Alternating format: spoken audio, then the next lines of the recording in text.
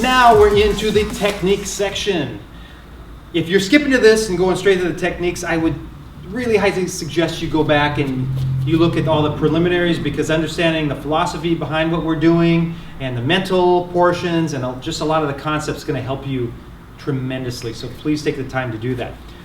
So when we're in here, I could start with just going outside, showing the entries, how to get in, etc.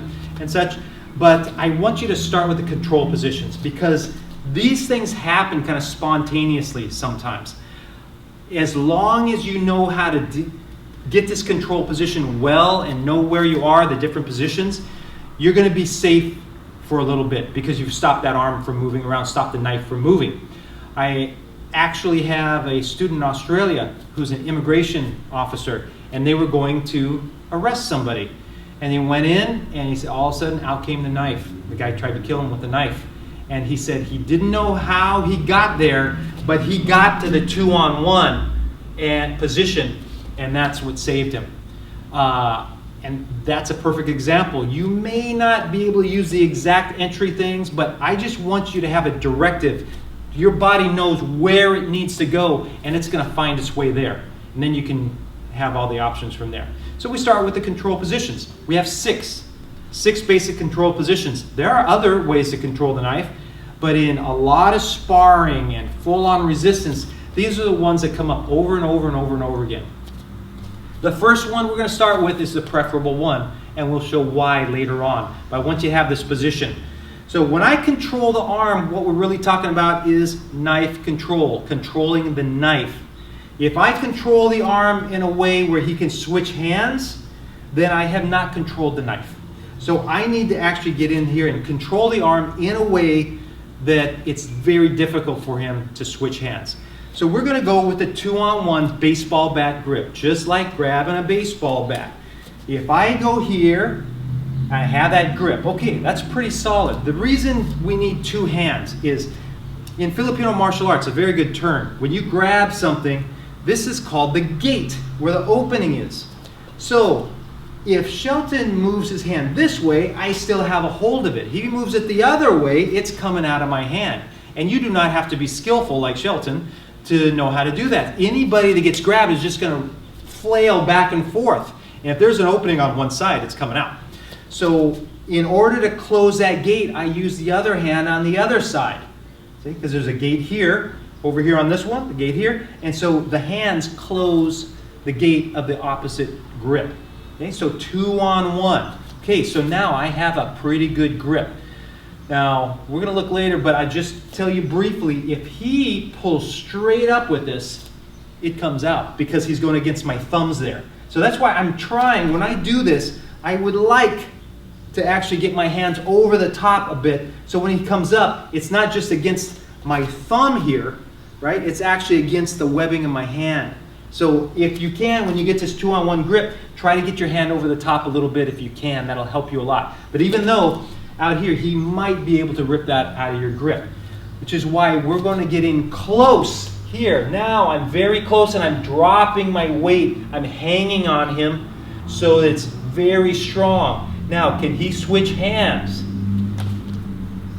Yes, he can. So we're going to do something that you would never do in jiu-jitsu or in grappling and such. When I get in there, I am going to get my body close and turn and actually close up this space here. And I try my best to extend the arm away.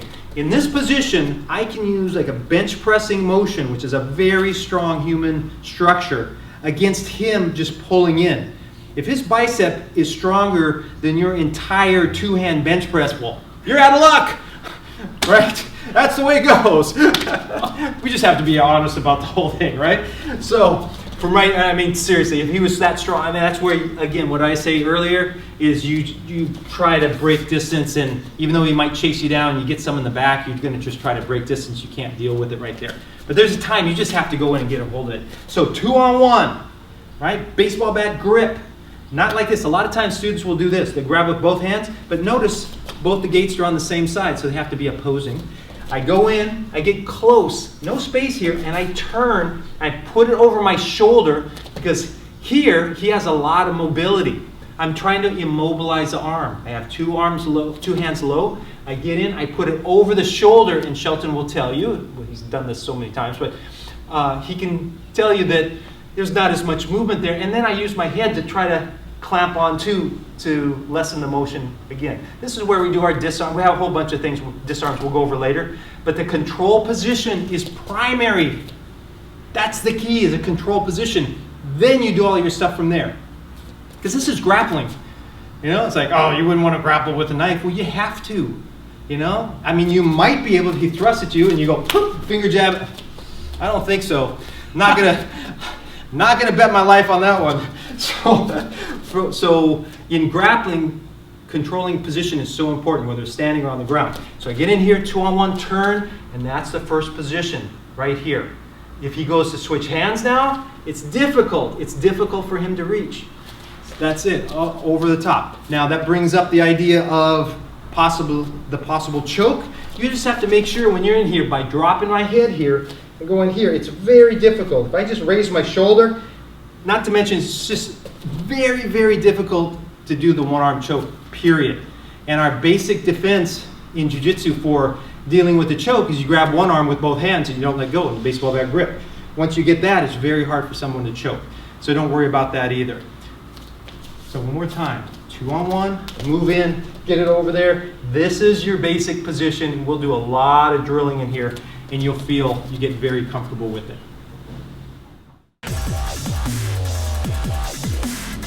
The first one we're going to start with is the preferable one, and we'll show why later on. But once you have this position. So when I control the arm, what we're really talking about is knife control, controlling the knife. If I control the arm in a way where he can switch hands, then I have not controlled the knife. So I need to actually get in here and control the arm in a way that it's very difficult for him to switch hands. So we're going to go with the 2-on-1 baseball bat grip, just like grabbing a baseball bat. If I go here, I have that grip. Okay, that's pretty solid. The reason we need two hands is in Filipino martial arts, a very good term. When you grab something, this is called the gate, where the opening is. So if Shelton moves his hand this way, I still have a hold of it. He moves it the other way, it's coming out of my hand. And you do not have to be skillful like Shelton to know how to do that. Anybody that gets grabbed is just going to flail back and forth. And if there's an opening on one side, it's coming out. So in order to close that gate, I use the other hand on the other side.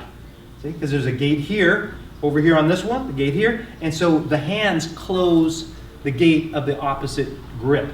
Okay, so 2-on-1. Okay, so now I have a pretty good grip. Now, we're going to look later, but I just tell you briefly, if he pulls straight up with this, it comes out because he's going against my thumbs there. So that's why I'm trying, when I do this, I would like to actually get my hands over the top a bit, so when he comes up, it's not just against my thumb here, right? It's actually against the webbing of my hand. So if you can, when you get this 2-on-1 grip, try to get your hand over the top a little bit if you can. That'll help you a lot. But even though out here, he might be able to rip that out of your grip, which is why we're going to get in close here. Now I'm very close and I'm dropping my weight. I'm hanging on him so that it's very strong. Now, can he switch hands? Yes, he can.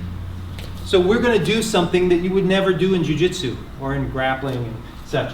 When I get in there, I am going to get my body close and turn and actually close up this space here. And I try my best to extend the arm away. In this position, I can use like a bench pressing motion, which is a very strong human structure, against him just pulling in. If his bicep is stronger than your entire two-hand bench press, well, you're out of luck, right? That's the way it goes. We just have to be honest about the whole thing, right? So, I mean, seriously, if he was that strong, I mean, that's where, again, what I say earlier is you try to break distance, and even though he might chase you down and you get some in the back, you're going to just try to break distance. You can't deal with it right there. But there's a time you just have to go in and get a hold of it. So 2-on-1, right? Baseball bat grip. Not like this. A lot of times students will do this. They grab with both hands, but notice both the gates are on the same side, so they have to be opposing. I go in, I get close, no space here, and I turn, I put it over my shoulder because Here, he has a lot of mobility. I'm trying to immobilize the arm. I have two arms low, two hands low. I get in, I put it over the shoulder, and Shelton will tell you, well, he's done this so many times, but he can tell you that there's not as much movement there. And then I use my head to try to clamp on to lessen the motion again. This is where we do our disarm. We have a whole bunch of things, disarms we'll go over later. But the control position is primary. That's the key, is a control position. Then you do all your stuff from there. Because this is grappling. You know, it's like, oh, you wouldn't want to grapple with a knife. Well, you have to. You know? I mean, you might be able to, he thrusts at you and you go, poof, finger jab. I don't think so. Not gonna bet my life on that one. So in grappling, controlling position is so important, whether it's standing or on the ground. So I get in here, 2-on-1 turn, and that's the first position right here. If he goes to switch hands now, it's difficult. It's difficult for him to reach. That's it, over the top. Now that brings up the idea of the possible choke. You just have to make sure when you're in here, by dropping my head here and going here, it's very difficult. If I just raise my shoulder, not to mention it's just very, very difficult to do the one-arm choke, period. And our basic defense in jiu-jitsu for dealing with the choke is you grab one arm with both hands and you don't let go in the baseball bat grip. Once you get that, it's very hard for someone to choke. So don't worry about that either. So one more time, 2-on-1, move in, get it over there. This is your basic position. We'll do a lot of drilling in here and you'll feel you get very comfortable with it.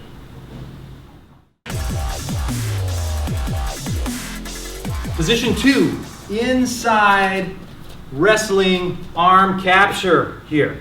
Now, just a little terminology. In wrestling, this is called the baseball bat grip. That's called a 2-on-1. This is called a Russian 2-on-1. Going from the outside, Russian 2-on-1. Or as Randy Couture says, just the 2-on-1 because he doesn't want to give the Russians that much credit. So, from right here, I call this the inside wrestling capture so it doesn't get confused with the 2-on-1. So we go baseball bat grip, inside wrestling capture. You can call it whatever you want. But so I'm inside his arm. One hand is grabbing the wrist in here. The other hand is underneath his tricep. I have a nice hook here, and I pull this arm into my chest. This is very, very, very strong position. It's really hard for him to get his arm out of there. We're going to look at the problems with each one of these a little bit later, but this is a very strong position from here. So one arm on the wrist, you can go with grab it with your thumb, and sometimes I tend to go without because it kind of gets stuck in there, so I tend to use that grip without the thumb. Other one, same thing, pulling in really tight and you're dropping your weight, and very difficult for him to get his arm back. Number 3 position is the outside wrestling arm capture. They capture right here. So same thing, underneath and over the top again. It's the same position, but now I'm outside of his arm. So I come here, nice and tight, I hold on, and I get my head in there, and I drop down, put my weight on it, try to hyperextend his arm a little bit if possible. But it's very, very strong position. Again, it's very difficult for someone to get their arm out of there. So great control position for the arm. Next one is we're going to go back to the inside, and I'm going to go with an overwrap or an overhook. We'll just call it an overhook here. Okay? You can call it a snake, an overwrap, an overhook, whatever you want to call it, but this is an overhooking position. The idea on this is because he's making a fist, I can actually get in here and bring my hand up. The key is I bring it in tight, and then I bring my hand up as high as I can to close all that space. If I just squeeze here, there's going to be space. See, I just go here, he's probably going to be able to get that out. So when I go in, I make it nice and tight, and I bring my hand up tight. And now, yeah, he's not going to get his hand out of there unless he drops the knife. So this is a good thing. You know if that arm comes out, it's because he dropped the knife, because of that fist. So that's from the inside. And then we do the same thing from the outside. Sometimes you're on the outside. Now, just to reiterate, see, when you're really doing this, sometimes you just end up in a position, right? You don't know how you got there. The guy throws a swing at you, and you're like, oh, and you get this. And you're like, okay, you know that position well. You're there. You're going to start working from there. So this is from the outside, the overhook position also. So it's the same thing. Just have it nice and tight. I just make sure my hand's not low. My hand is up here as far as I can. And we go from here. And the last position, major control position, is we call the arm drag position. This is where I have a grip on his wrist, and my other hand comes back here, just like I'm going to do an arm drag, like in wrestling. So if I grab here, you can move up a little bit closer. I grab here, the other hand goes at the triceps. Now what you have to understand about this one is it's very temporary. It's a temporary position. It just happens for a moment. You don't have too long because they are going to pull their arm out of that. But this is a position that happens, and we need to use it to transition to other positions. But I just want to make sure it's in your mind, because later on you're going to see that this is a key to one of the most difficult knife defense problems that we have. So from right here, one, I grab, the other hand right behind the triceps here. So when he pulls back, my right hand is the one that's keeping him from pulling back. Left hand is just controlling here. So those are the 6 positions. To go over them really quickly again, I'll go from this side. We have the baseball bat 2-on-1, where you get in, get all the way in here, and you turn your back on him. We have the inside wrestling capture. We have the outside. We turn around again. I'm on the outside of his arm here. Inside, we have an overhook. Outside, we have an overhook. And then we have the arm drag position. Those are your basics. For a control position to be very functional under stress, we have 4 elements that it should address. First element is real control of the knife arm. Second element is making sure that he can't switch his grip. He can't switch this to the other hand. The third element is being in a position where he cannot hit you with debilitating strikes. Debilitating meaning he's probably going to be able to hit you, but you just want to make sure you're in a position where he can't hit you, where he actually affects your balance, your brain. And the last thing is you want to be in a position where you can actually get a disarm. So we're going to go through each of the positions and run through those 4 very important criteria to make sure that it actually matches up well. So we're going to start with the wrestling inside arm capture. Okay, so I'm inside. Here's that wrestling capture. Bang, I had that good position. Okay, 1, am I controlling the arm very well? Yes, right? Shelton, would you say? Yep. I'm controlling that arm very well. Hard for him to get his arm back. Number 2, can he switch hands? Yes, he can. Wow, we've got a problem there. We've got a problem. If somebody tells you that this is the position you should be in, you got to know right away, wait a second, how about him switching hands? Oh, they don't switch hands under stress. They're not going to do that. Yeah, they do that. Okay, so that's a problem. So here we have the crazy lady. That's right. Taxi driver just got stabbed. Now look, instinctively he goes to grab the knife arm with 2 hands. Struggle, she switches hands. She's not trained. She just switches hands because she just wants to put that knife in him. So if we look at it again slowly, she just suddenly, bang, I mean, there's no defense for that. If you're not aware, no defense. He instinctively puts up his arm to block, which actually works. He then eventually gets a hold of it. She tries to get out of his grip by pulling back and away. He finally gets a good enough grip that she switches hands. You have to assume they are going to switch hands because real attackers do. Now here, we're going to see another example, the same thing. This poor guy fighting for his life. He's got 2 hands on the knife arm. He gets in nice, good grip. The person reaches through, takes it out, stabs him with the left, switches it back to the right. Terrible. We'll look at that again slowly. So look how he, again, 2 hands on the knife arm. That's why we work that also. It's an instinctual thing. We want to enhance our instinct. He gets in a good position here, but the person's left hand goes underneath, in between them, switches hands, takes the knife out, and gets in the stab. He then comes back and switches back to his good hand and gets him again. The hand switch has to be factored into your empty hand knife defense because it happens. Number 3, if I'm in here, can he hit me really hard? Nah, he can hit me, but it's You know, you're going to take that. Under stress, you're battling for your life. You're trying to protect your family. You're going to take those shots, no problem. So that's not an issue. Last thing, do I have a disarm? Well, I can sometimes come up there. I've seen it happen, but it's a little iffy right there because you do let go with this hand, and yeah, there's a lot of movement. So a little bit iffy there on that. So on the inside wrestling arm capture, kind of iffy. Let's take a look at the outside wrestling capture. So from right here, outside position, we're going to go through those criteria again. Do I have really good control of his arm? I do, right? Shelton can tell you. What do you think? Really good control. Number 2, can he switch hands? Wow, that was fast. Very easily. So again, when you see people tell you that this is the position to be in, this is the greatest position, right? You got to think about that guy switching hands. You have to go through these 4 criteria to make sure that they're meeting them all. So let's go to the next one. I mean, that's the worst, right? Then he takes the knife and now he knows how you're trying to grab and he's stabbing and he might switch it back to the other hand. Terrible. So from right here, next criteria, can he hit me hard? Oh man, he can hit you hard. He can hit you really hard right there. Okay, last, do I have a disarm? I really don't have a disarm. If I let go here, he's pulling his arm over there. I do not have a real disarm. Now, people say, well, you just hyperextend the arm there. Now, it's possible. If you get in there well, and especially if you're stronger than the other person, you might get that hyperextension. If you come in and you get that takedown, maybe on the ground, you can get a disarm.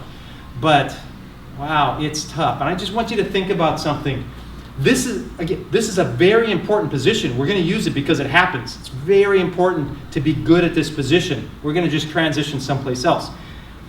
But think about this. In this position, why don't you see this in MMA? Top level MMA. We've got some of the greatest wrestlers in the world in MMA. You know, Olympic medalists and such.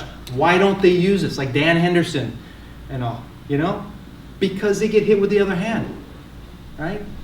I bet if you were just grappling around and Dan got this on you, or Randy Couture, or any of these guys got this on you, you'd probably go flying, right? But they don't do it in MMA because they get punched. The guy turns to face them. And it's very difficult to just lever a guy down when they're fighting. So I just want you to be very clear on that so you understand, so you don't get into that thing, oh, this is the best position of all time. And nah, a lot of things wrong with that. Okay, let's go to the next. We're going to go to the inside overhook here. All right, inside overhook. Do I have his arm controlled very well? Very, very well. Okay, great. Next, can he switch hands in here? He sure can.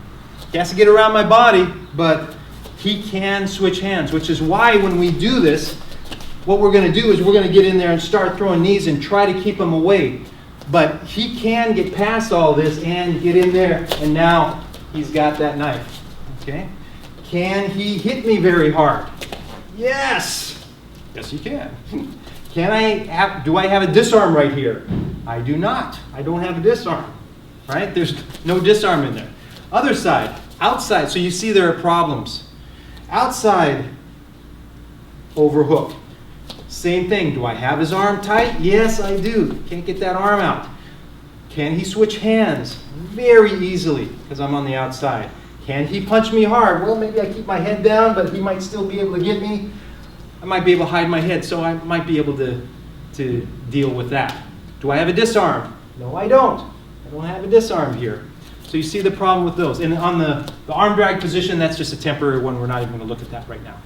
So you see these positions, the inside and outside wrestling capture, the overhook inside and outside, do a great job at controlling and securing, immobilizing that arm, which is vital. But as far as having him switch hands, you have a big problem. As far as the punching goes, big problem. Disarms, another big problem. So let's look at the 2-on-1, the baseball bat, 2-on-1. Okay, I get into this position. Not here again. A lot of stuff can happen here. I get in here where I'm turning here. Do I have a hold of his arm when he goes to pull it away? It is quite tight in there. Okay. Can he switch hands?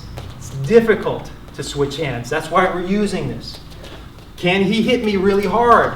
He can hit me, but again, it's not going to be debilitating. He can hit me in the back of the head. Because he's so close, it's probably not going to really hurt you. Do I have a disarm? I have several disarms. I have a lot of disarms right there. And that is why this is the primary control position for us. Because it satisfies those criteria of controlling the arm, of being where it's difficult for him to switch hands, of being where it's difficult for him to hit me really hard, and I have disarm options. So that is why we work all of those into that position. And later on what you'll see is we're going to transition from one position back to that baseball bat grip, because you in the actual thing is like, you end up in here, right? And then you're going to transition back to get to the position where you have the options.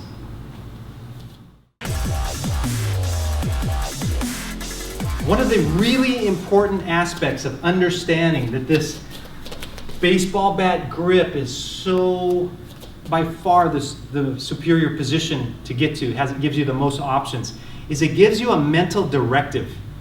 That means that if you know you have one option that you're really trying to get to, even though you may have to transition from other places, if you understand there's that one option, that really cuts down mental confusion when you're under stress. You know, we're talking about making it as simple as possible, gross motor skills versus fine motor skills. Basically what we're saying is we don't want to have so many options that you freeze and you don't know what to go to. You could just suddenly be overwhelmed by somebody, but you have a mental directive to get this 2-on-1. And that is what happened with my student down in Australia. Like he said, he didn't even know how he got there, but he got to the 2-on-1. You know, just went to make it routine like every other day. This is what he says, just like another day, go in and arrest somebody, just like always. All of a sudden the guy's got a knife, he's trying to kill him. And boom, he gets that 2-on-1 without knowing how he even got there. He can't even tell you how he got to the position. But that mental directive of getting to the 2-on-1 and getting in here will help you so much in a real situation. So just think about that as well.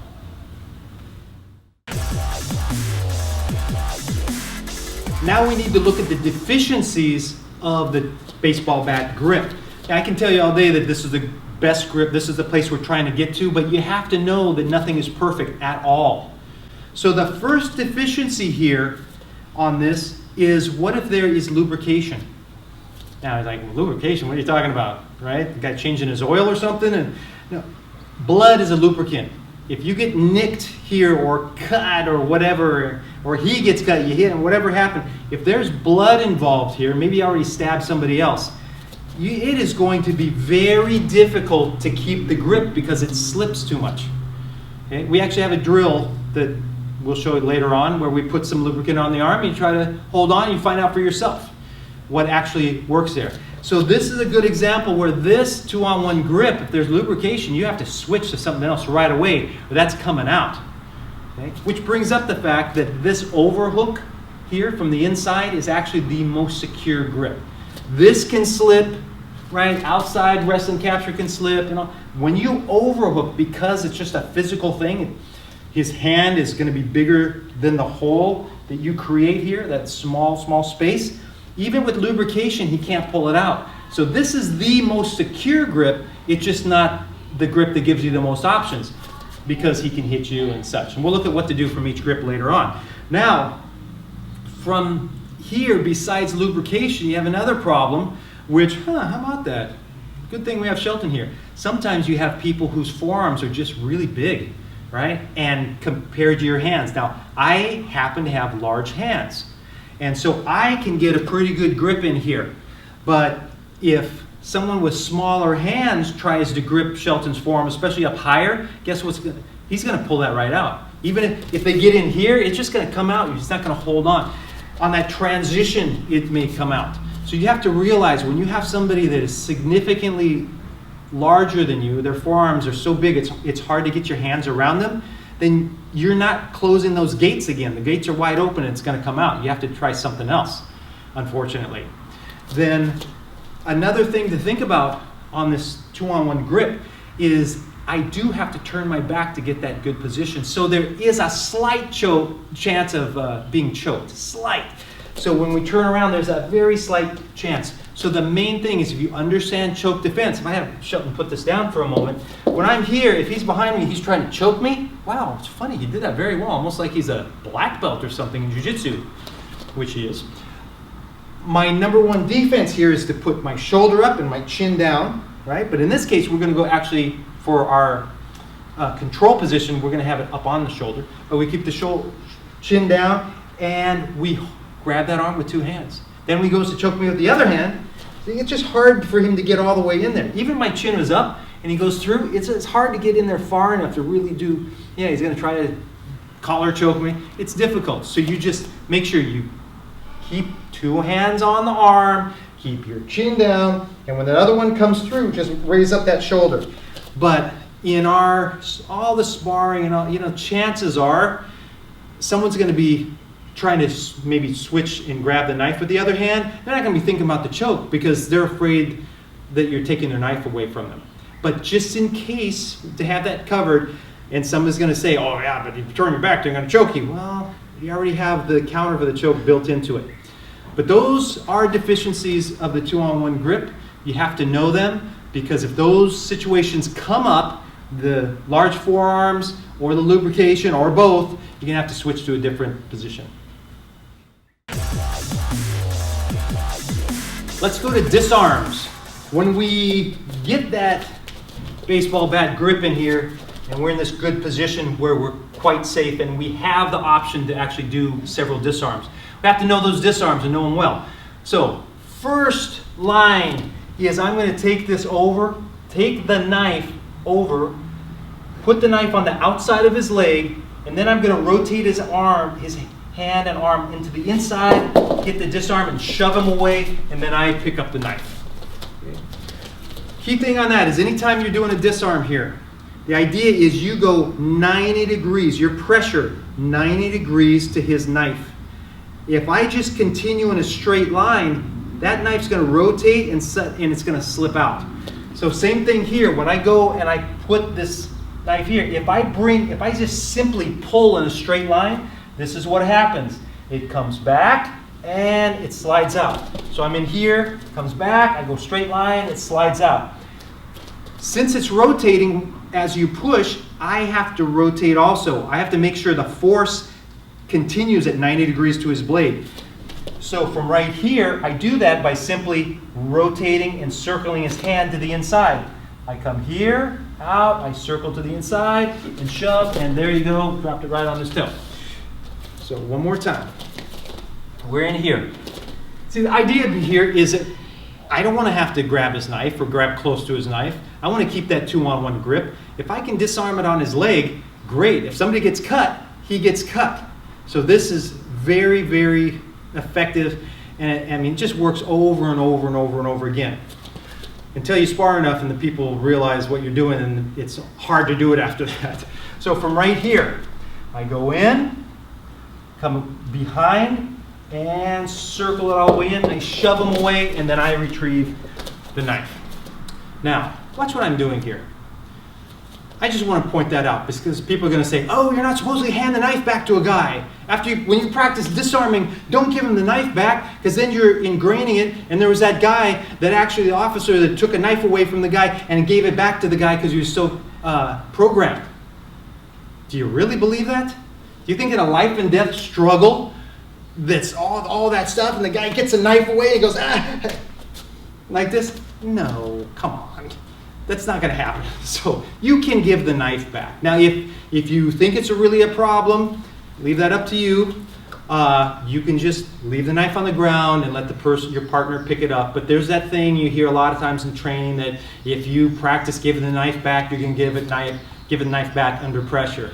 I really doubt that when someone's trying to kill you. You're just going to suddenly flip to, oh, here, have your knife back. So, moving along, the second on the same idea is almost the same as this, but instead of going behind his leg, I'm going to put the knife into his thigh and disarm it from being in his leg. So it's the same sort of idea. Now, you have to, again, think, if you stick the knife in someone's leg, they might just bring their leg back and maybe it doesn't work. Okay, so this is theoretical, I must say. I know the one on the outside works because we've done it hundreds and hundreds and hundreds and hundreds of times in sparring. This one we've never done because I've never actually said, hey, let me stick a real knife in your thigh and see if it works. Okay, so just be aware of that. So this is a theoretical one. Anything we haven't been able to duplicate in full-out sparring over and over and over again, to me, it's theoretical. We don't have actual evidence that it works. So outside and then here. And then the next one we're going to do is sometimes when you're going here, the leg is not available. Okay, but it might be you tried to get it, he moves his leg, or you can't get in there. Now you can go ahead and disarm it on your own leg. Sorry about that. Okay, yeah, go slow. That's a little sore on the wrist and the hand. Sorry about that.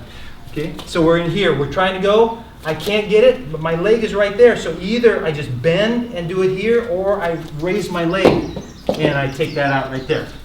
Which is interesting because I was in Japan and there's a BJJ MMA icon in Japan named Yuki Nakai. Look up Yuki Nakai if you don't know who he is. This guy is awesome. He fought back in the Japan Vale Tudo, where he fought against Richardson. After he lost his eye, he cannot see in one of his eye. He got gouged in the first round by a guy on purpose, lost his eyesight, beat that guy, beat another giant guy with an armbar, and then fought Richardson and stayed with him for quite a while before getting choked out. So anyway, in Yuki Nakai, I'm showing him some of these things, which he's really loving, the knife defense and the pistol defense, BJJ for the street. And when I was showing him this one, he goes like this, and he made a mistake. He didn't put it on the guy's leg, he put it on his own leg. Well, I was the one feeding him. So he didn't put it on my leg, he put it on his own leg. And I'm like, oh, right. Oh, right, we'd never done that before. It's like, that's right. I mean, we try not to do it on our own leg because we might get cut. But if you're here and it's close, then geez, disarm that thing, get it out of there. So those are your two options for disarming on the leg or inside the leg. We need to do those disarms from the reverse grip also, the ice pick grip. Because look at this, I get in there, man, I got into my 2-on-1. I go here, put it outside the leg, I do this and nothing happens. Because I am not disarming correctly. See, when he has hammer grip, if he goes back, he has hammer grip here, what I'm trying to do is push it through the thumb, right? And basically going to the gate here. See the gate. I'm going out the gate here.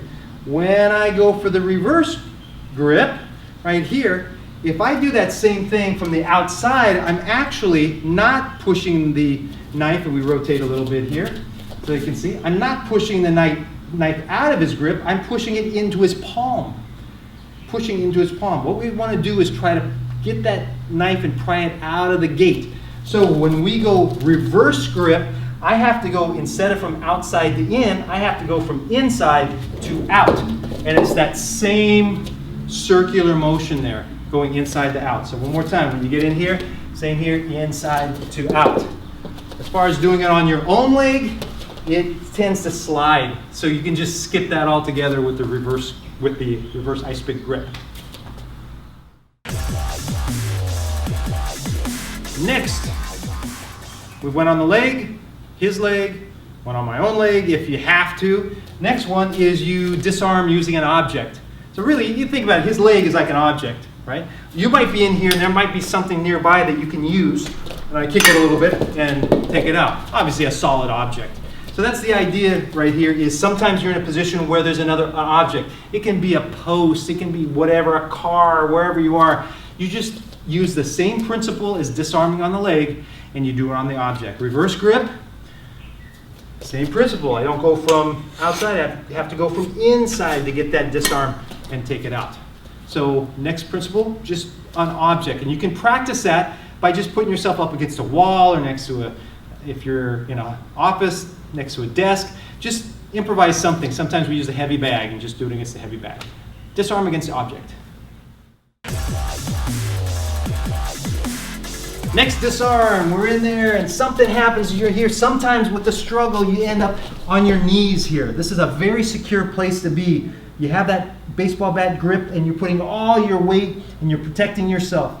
So from here, this is where you can actually put the knife into the ground and disarm off the ground. The key on that is to get the point of the knife stuck in the ground a little bit and then take his hand diagonal down. If I go straight across, of course, nothing happens. I push straight down, nothing. You go diagonal down, and I try to rotate a little bit to get some torque, and now you have the knife. Reverse grip, same thing, but you go away from you. One more time, away from you. Similar vein, sometimes you go and you try to do this, pointing in the ground, but instead of him cooperating, it's pointing this way, and I can't get that point. So this is where sometimes we go ahead and I'll put my shin. Okay, I'm gonna try not to smash his fingers, but you imagine if I put my shin here or my foot, I press down and then I try to pull up, and he may help me let go because it's very painful, but I'm not counting on pain doing anything, because when a guy's that crazy to be trying to stab you, he's probably feeling no pain and just out of his mind. So on the ground disarm, either way, reverse or hammer grip, and putting your foot or your knee on it to pin it there and then take it out.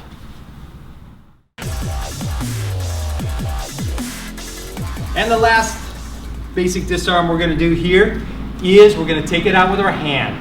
When we take it out with the hand, the idea is I do not want to let go of my baseball bat grip. I don't want to let go of having both hands on his arm. So we do not release and go for the disarm. So I'm going to take this hand and just slide down, keeping pressure the whole way. And then I come where I take the web of the hand here, and I'm not gripping the edge itself. Now you can, under life and death, you might just grab that blade and rip it out of there and you got a bad cut, but you've survived it. But preferably, you slide down, use the web of the hand just below his grip, just above where the edge actually is, and then that same rotation. If I go straight, it's not going to quite happen, because if I just go in a straight line, again, he's going to rotate, it's going to slide off. So from here, I have to circle it way up. You'll find, you'll get up to here, it's still not coming out, it's still not coming out, still, and finally it comes out way up there. You have to take it all the way out to here. Okay, it looks very kung fu-y, right? All the way out to here. So I'm in this position, slide down, and out it comes. At the same time, I'm pulling his hands back. I don't want his hand to go with me. So one more time. I'm in here, slide down, out it comes through the gate. If he's ice pick grip, hey, now I take this left hand again, the hand closest to the blade. I go down and I try to take it, and it just doesn't work so well. So on this one, I have to take the other hand because I get a better counter rotation with my left hand grip. So this just takes practice, because it's not a logical thing so much where you go, oh, the hand closest to the blade is the one I disarm with. Well, not when it's ice pick grip. You'll find, you'll go here, you might be able to get it out, but see this hand, I can't keep him from rotating with my motion. When I have the grip here on his wrist, it's more difficult for him to rotate out of it because I have such a good grip here. So I'm going to take the far hand for the ice pick, and again, I'm not going to just grab the blade if I can avoid it. I'm going to push here like a karate chop, right? Push here and then get my web in there, web of the hand just below his hand, and rotate out. And now you have it, and now you start giving it back. So that's with the hand. What you will find is when you're sparring, if you get somebody that isn't used to these techniques, you will probably be able to disarm on their leg. They'll stand there and as they're fighting, they'll put their leg very close. You'll probably be able to do that. Then after a while, they'll figure it out. And the other disarms become very difficult. Even the ones on the ground, you might be on your knees. So what happens most often in our sparring is the disarm with the hand. It comes up over and over and over and over and over again. So you have to really, really work that. Now, one of my students he's now in Cincinnati. He is a Marine, was a Marine. He's retired, but when he was in the Marines, he was a black belt in Marine Corps Martial Arts.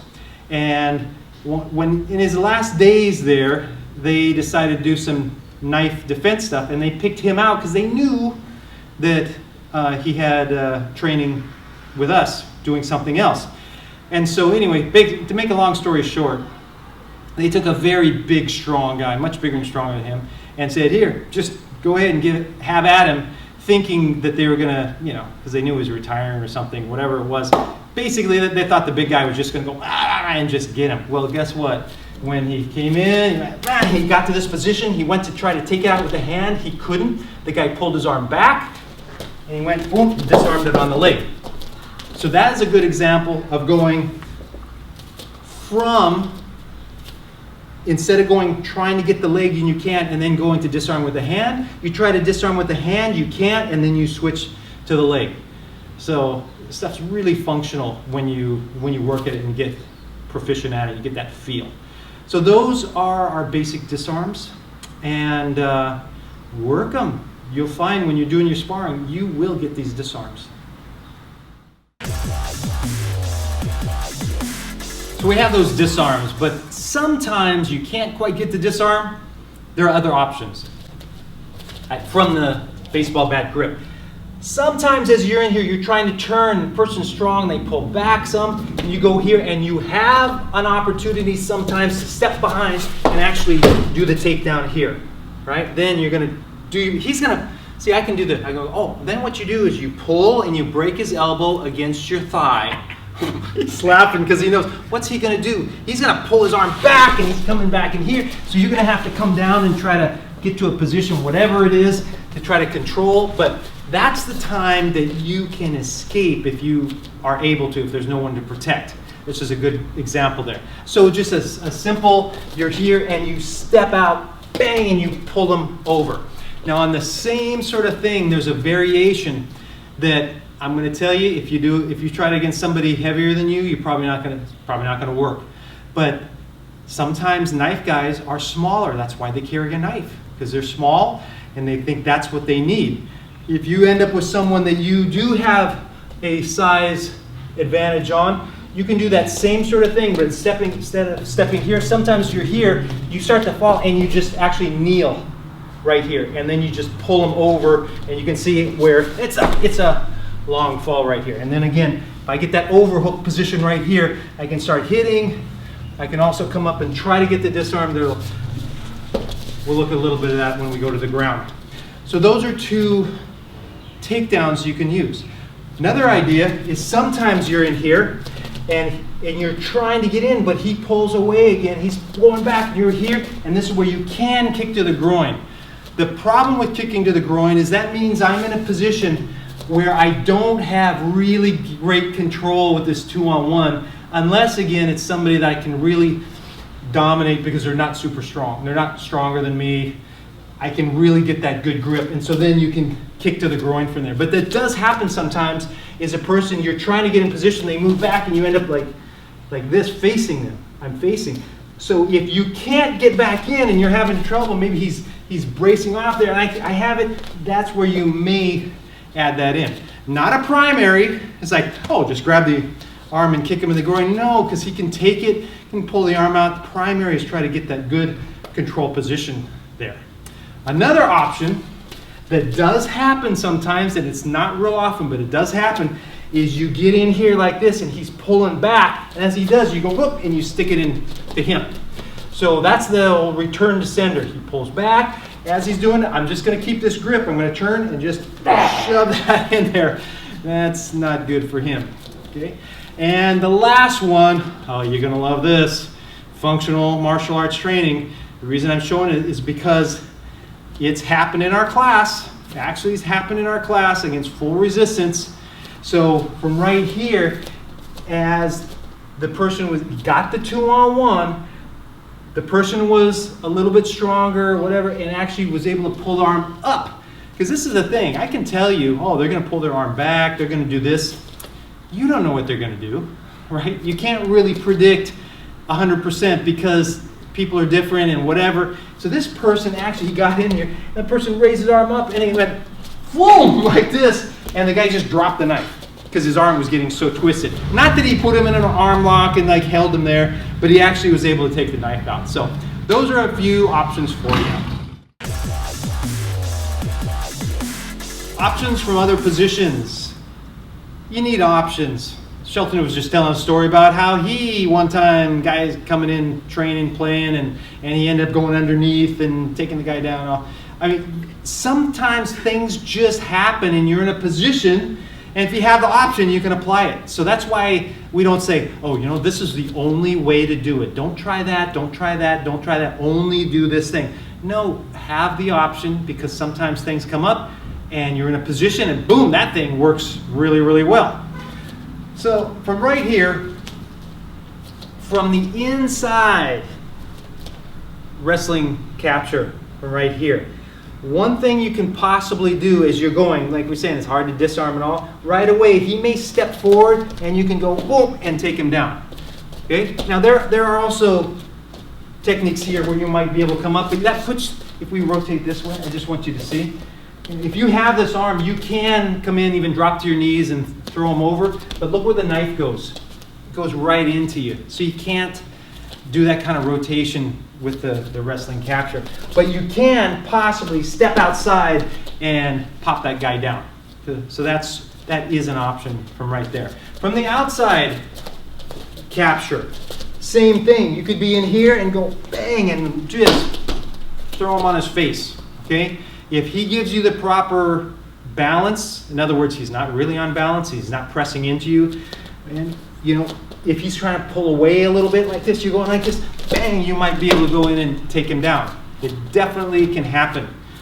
Also from here, you have just the driving down. You put a lot of pressure up on the shoulder and you go down and you pull on the arm so you get that arm bar sort of motion and you get that effect and you can drive him down. I have never done that myself. I've never been able to pull it off, and even against smaller people, because also the people I train with are skilled. They have clinch skills, they have, of course, grappling skills and the kickboxing whole thing, and so it's very difficult. For example, if I do this to Shelton now, I'm going to lever him down, and he's just going to be firm, and he's not going to move, nothing. He's just going to be firm. Don't let me lever you down, okay? I'm not kidding. I'm trying to do it. Ready? Go. That's as far as I can't even do anything. I'm not even moving him. If I did that again, right, and I try to do the sweep, I can't even get in there to do the sweep. It's just by him going, argh. Another option here is a hyperextension. Bang, you go in and you hyperextend the elbow. And that is a possibility also. The problem being, what is he trying to do? As soon as I grab this, he's going to do what? He's going to try to pull his arm away from me, which means he puts a bend in his elbow, which means I can't hyperextend it. So, you know, but who knows? Maybe for some you got into this position and the guy just like tried to slash at you still, right? And you go cook like that, and there it is. So the opportunity could arise somehow, and nice to know the option right there. If I'm on the inside overhook position, again, got that overhook real tight. So I'm on the inside of his arm here. And the main option we do here is we strike. That's the problem with this one. Since we don't have a disarm, from here you just hit and hit and hit and go. And we can transition other places, which we'll do in a bit here. But mainly you're in here, you're striking. But you do have a couple takedowns. One takedown you have is the head tilt. Boom. If you have the guy in position, you get in here and you just go bang. If he's not locked in there. If you can move his head back, works very well. It's one I've done in many times. I can dog brother the whole thing. And also the throat grab. You can maybe do a throat grab and even go back and do a little leg reap if you get the person moving. So you have a few options from there. From the outside overhook. Okay, it's very similar to this from the outside arm capture. Outside arm capture, I have a lot of pressure going forward here. I'm lined up in a good, strong position. But from here, I'm not. So I might be able to try to turn and get a little hyperextension. But again, chances are he's pulling back. And I don't want to be here very long because what was the danger? And most immediate, yeah, he's going to switch hands. It's so close to his other hand. You just have to assume he's going to switch hands there. So those are just a few options. There are more. And I just want to bring up also that things happen. You know, don't just totally discount everything. For example, if he goes ice pick grip, there's a technique that goes like this, where you go whoop, here, you block, and you turn, and you get the disarm there. Can you see that? So it comes in, you go whoop, like this, you turn and get the disarm. Very, very, very difficult to do in actual sparring, yet one of my students, who is not the most athletic guy at all, I showed that to him, and a couple weeks later, we were sparring, and his partner went like this, he went boop, and just did it. Now, his partner was not very strong, but again, sometimes guys carry knives because they're not strong, and so it, boom, it just came out.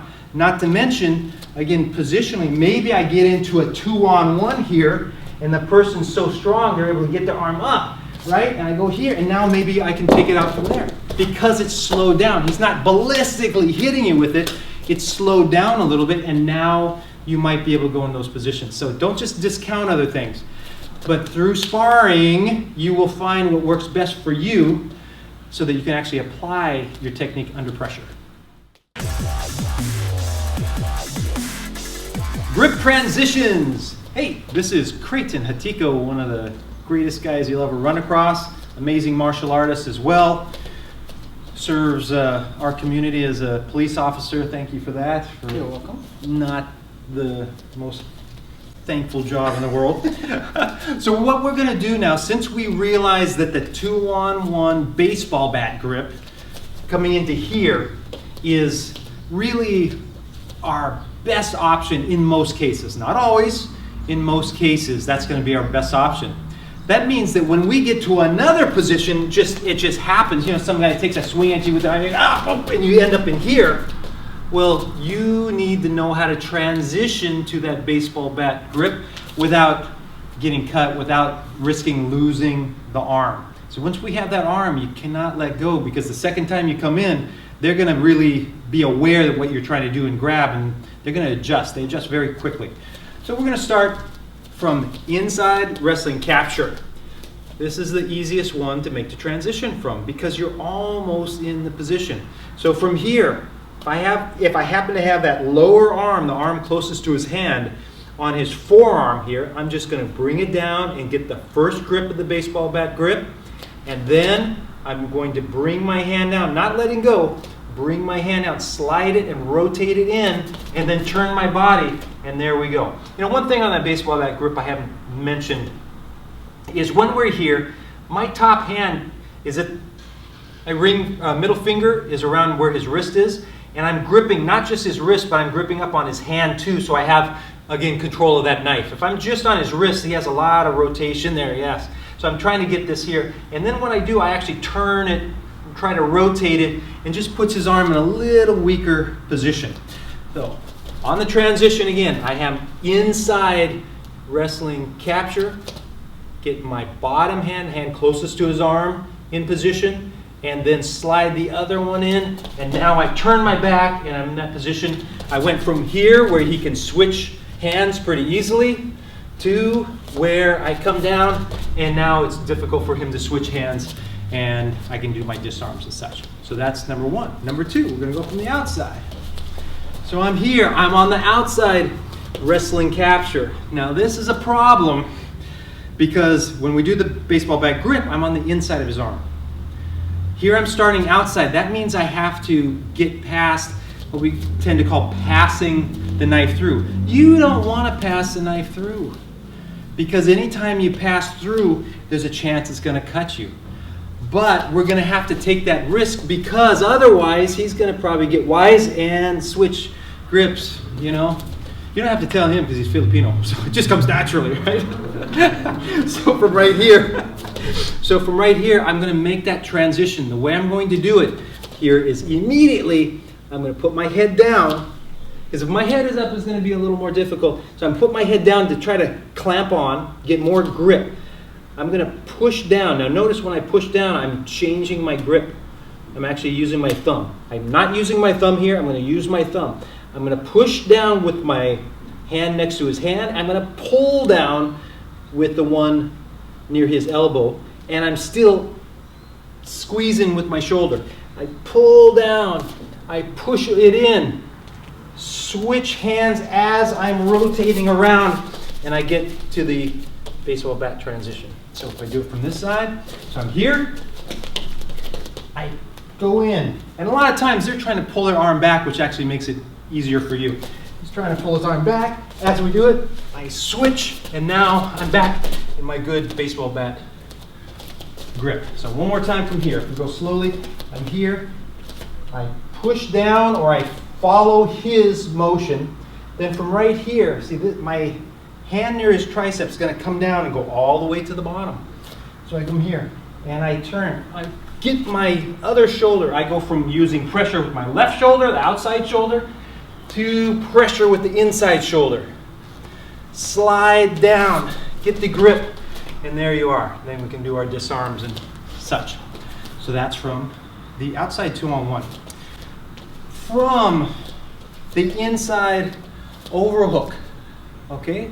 From here, it's kind of similar to that inside wrestling capture, similar position. So if I decide I'm here, instead of just trying to battle it out and see who's tougher right here, same thing. I'm going to go in, get that transition to that 2-on-1, right? The inside wrestling capture, and then all the way back to the baseball bat grip. So you go here, right? So I could say just, hey, let's just go back right to the baseball bat grip. But as I make that transition, I have to reach so far, he may come out when I let go. So I keep this, and I first control the arm. I'm still pinching here as I grab, slide down, and make that transition. Then from the outside, I'm outside his arm, have that overhook. This is the tough one, because not only I have to go outside to inside, I don't have a great control on him. So what I'm going to have to do is a whole bunch of steps from here. So I end up here. What I'm going to do is go to the outside wrestling capture, and then do the transition from there, where I push in, switch onto the inside, and go. Okay, so if I'm out here, I'm across. From here, I'm going to go switch to the outside, push in, get into that baseball bat grip. And then the last one we're going to look at is from that arm drag position. I mentioned that this is a very transitory position. It doesn't last very long. So we're going to go from here. If something, well, you'll see later why it's so important. We go from here, same thing. I move in, and I just slide to that baseball bat grip. Move in, slide to the baseball bat grip. Those are your transitions to the baseball bat grip. We're going to look at a transition to the inside overhook. Usually it's going to be inside overhook. Now, why would we choose to transition to an inside overhook? When we were talking about how the baseball bat grip, hopefully you tried it by now and you feel, oh wow, that really is your best option. And it has so many options from there. That's our best position. That's the one we're going to as a directive. Why would you instead go to that overhook? Because as we mentioned before, one thing could be lubrication. If there's blood and it's slippery, your 2-on-1 grip is probably going to slip off. If you get that overhook here and you bring that hand up, even with lubrication, it's not coming out, because you make that constriction, you make the hole very small. His hand, he has to open his hand to pull it out. If he opens his hand, there goes the knife. So if there's lubrication, you need to be able to transition to that overhook, and preferably the inside. Because again, if I'm on the outside of his arm and I do this, it's so easy for him to switch hands right there. It's just too easy. Now there's another reason to switch to this position as well, and that is for those of you out there who carry firearms. And it could be a knife, but let's look specifically at firearms. If you're a law enforcement officer, military, etc., and you get into here, okay, this is great, but maybe you're having a hard time here, whatever. Maybe you decide, wow, what I need to do is arm myself, which we looked at earlier. The idea of arming yourself is better than going empty-handed, obviously. Okay, so if I have a weapon, but the guy's so close, I can't just draw, because if he's here and he starts and I go like this, right, you're done, right? You don't draw right there. You have to defend the knife first. If I get to the overhook position, I can put my head here, and he's pulling that out. He's trying to pull that out. He can't. And now I can transition to my firearm, okay, to my sidearm right here. By having this and having good head position. So you can actually, this is where you can transition and work from there, okay? That's a really important reason for a lot of you in law enforcement and military.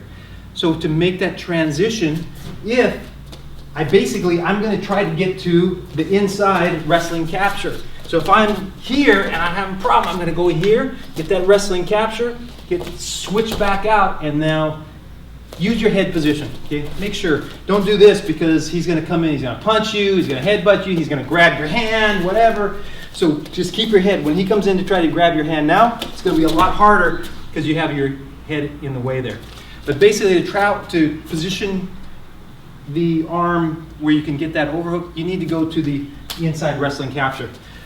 If I'm on the outside, man, I've got a long way to go. I've got to switch back to the inside 2-on-1, switch then to the wrestling capture, and then to there. It's a long, long, long way to go. But the idea is that with that overhook, you can use one hand to control him, use your head to keep him away, and you have your other hand free. You don't need both hands right there. The one thing you have to consider is that if he's left-handed, I'm not going to do the inside overhook because now I can't draw, or it's very difficult for me to draw. So if you have the choice and you're moving well, then you're going to still just get that overhook with the hand opposite your gun side. If you are a lefty and you carry over here, then you're going to go in here and you're going to work into your positions here. We just have to know every time we do a cross body, the overhook from the outside, it's going to switch hands. So it's like, you better get that shot off or those mini shots off quickly. That's some ideas about transitioning to the overhook so that you can draw.